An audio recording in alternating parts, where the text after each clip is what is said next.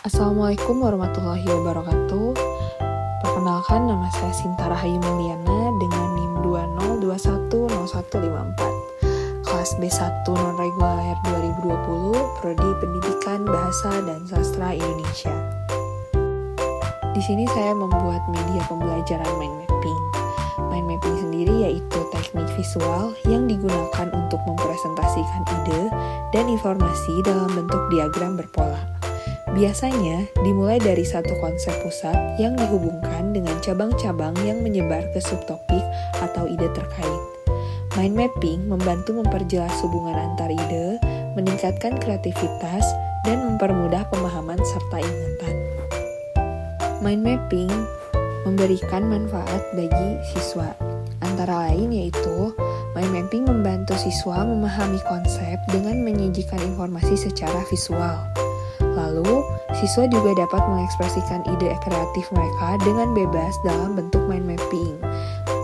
Yang ketiga, penggunaan elemen visual dalam hubungan antar ide pada mind mapping dapat meningkatkan kemampuan siswa untuk mengingat informasi dengan lebih baik.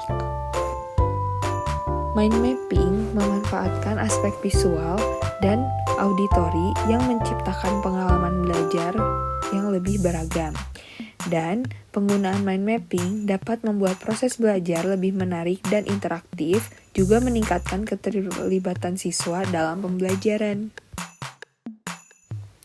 Alasan saya memilih membuat media pembelajaran mind mapping adalah mind mapping membantu siswa dalam merangkum informasi, meningkatkan pemahaman konsep, dan mempermudah mengingat informasi. Ini juga membuat kreativitas siswa dalam membangun hubungan antar ide dan juga pemecahan masalah secara visual. Mind mapping dapat meningkatkan keterlibatan siswa dan membantu mereka mengorganisir ide dengan lebih efektif.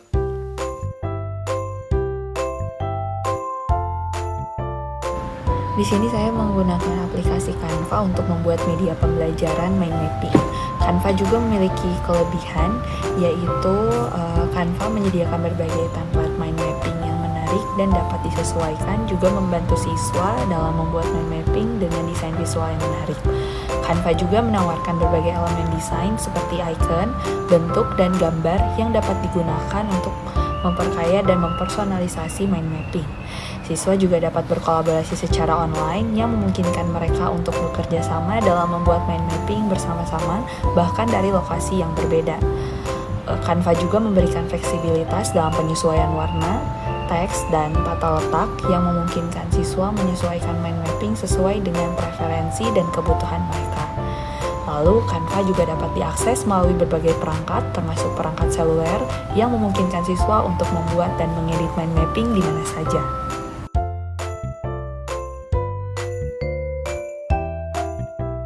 Di sini saya membuat contoh media mind mapping mengenai materi tentang teks cerita pendek.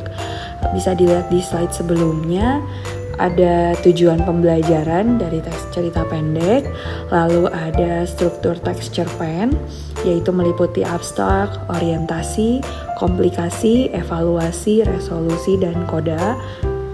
Lalu ada ciri kebahasaan teks cerpen, yang meliputi ragam bahasa sehari-hari, diksi, kalimat deskriptif, dan majas.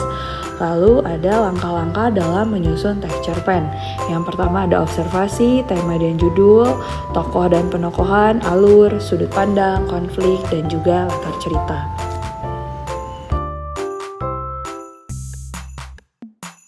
Cukup sekian yang bisa saya sampaikan. Mohon maaf bila banyak kekurangan dan kesalahan. Wassalamualaikum warahmatullahi wabarakatuh. Terima kasih.